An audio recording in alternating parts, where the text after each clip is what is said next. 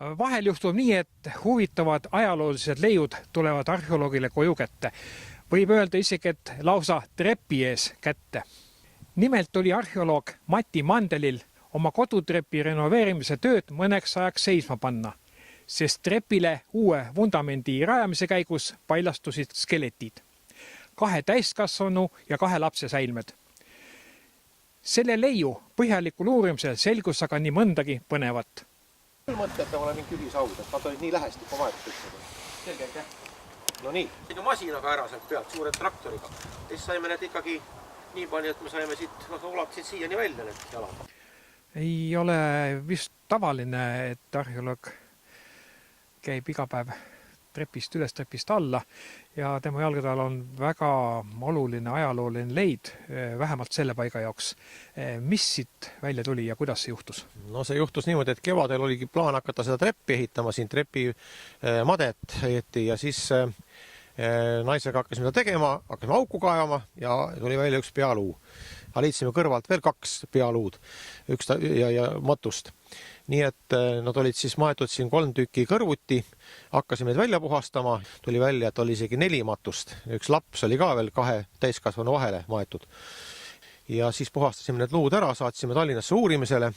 Antropoloog Raili Allmäe määras ära, et tegemist on siis ühe teismelisega umbes 10–15 aastasega, ühe mehega umbes 45 aastat vana, ühe naisega umbes 50 aastat vana ja see laps oli siis umbes 7-aastane. Nüüd ei lootnudki, et õnnestub rohkem midagi teada saada, aga Kalev Jaago, arhivaar Tartust ajalooarhiivist, vaatas läbi Karuse kiriku raamatu ja leidis sealt siis ka päris nimesid ja aastaarve. Nimelt siis see teismeline poiss, kelle nimi oli Henrich, siis see laps umbes 7-aastane, selle nimi on Ann ja nende isa siis ilmselt see umbes 45-aastane mees, tema nimi on Mihkel. Aga oli kohe näha, et need olid maetud kiiruga, need surnud. Nad olid väga üksteise kõrval, laps oli isegi lausa mehe ja naise vahel, peale maetud võib-olla isegi. Käed ei olnud traditsiooniliselt mitte rinnal risti, vaid oli kuidas juhtus ühel peal, üks käsi peal, teisel kuidagi kõrval. Et ilmselt oli tegemist mingisuguse kiiresti matmisega. Luude uurimise andmed langevad väga hästi kokku katkuga, mis möllas siin 1710 ja kus siis Läänemaal suri maha umbes 80% elanikest. Katku ohvrite matmispaik, kuidas see teie elu mõjutab? Ei mõjutada kuidagi moodi. Me oleme siin juba siis, kui me teadsime, et need luustikud siin me ei saanud ju kohe välja võtta, olime siin ööd, magasime ja ei mitte midagi, nad ei kummita ega midagi. Ei surnud, ei ole vaja inimestel karta või elamaid tuleb karta, mitte surnuid. Juba oli võimalik näha, et nad ulatavad jalgadega sinna poole, et maetud ida-lääne suunas, et peaga siis läände ja siis saime juba puhastada välja need matused. Ühel jäi isegi osa luid nagu siin nurga alla, nii et päris kõike kätte ei saanud, aga nii palju kui vaja määramiseks oli on olemas.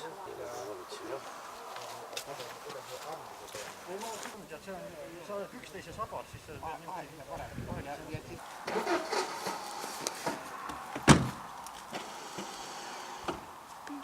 pidi kestma kuni kevadeni. Võib-olla endal peaks veel ees käima. Ja tähendab.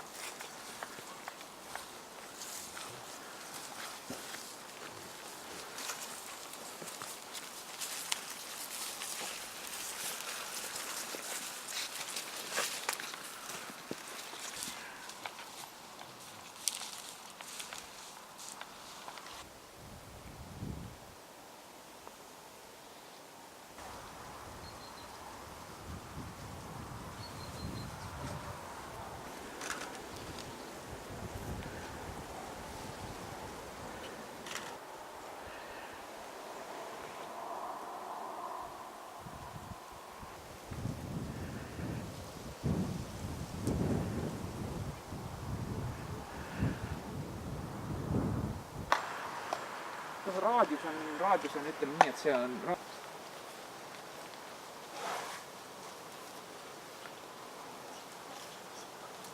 Me siia Karuse valmistule maatame, sest valmistu vanus ei ole nii kõrge kui nende suremise aasta. Ja kui kord üks noor pere tema juurde tuli, kui teda ristitakse, see töö, mida mina praegu teen, see ei lase mitte ootamist tema lapse Henriku, Anna ja abikaasa Matta siia rahupaika Jääuse ja teise lapse Anni Võrmu siia puhkama. Mullast olete võetud. Mullaks peate jälle saama.